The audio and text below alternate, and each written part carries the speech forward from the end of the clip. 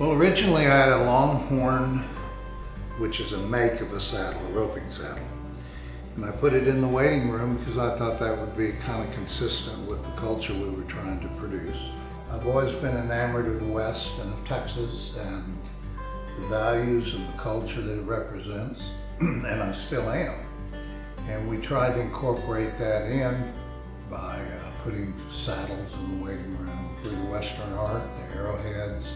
And so we had a logo done by a lady that was an art student, and that must have been back in about 80 or 81. And essentially it's the saddle on the state of Texas with the city of Houston there, and with a star on it. And she came up with that first try, and I really liked it, so we went with it, and it's been around ever since. It really doesn't represent so much of a dental thing as a cultural thing of freedom and Texas as a state is just a fabulous thing, and we try and run our business, big and little, consistent with the values that the West has always represented to me.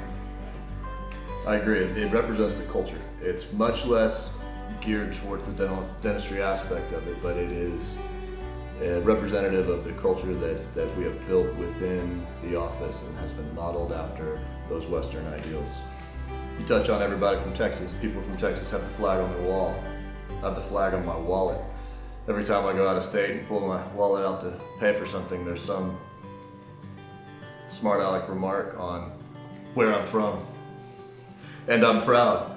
You see that in terms of the business and what's behind the business and how it's not a tooth. It's not associated with dentistry. It's associated with that culture. So I think people see that and see there's some state pride, there's some historical pride there, cultural pride.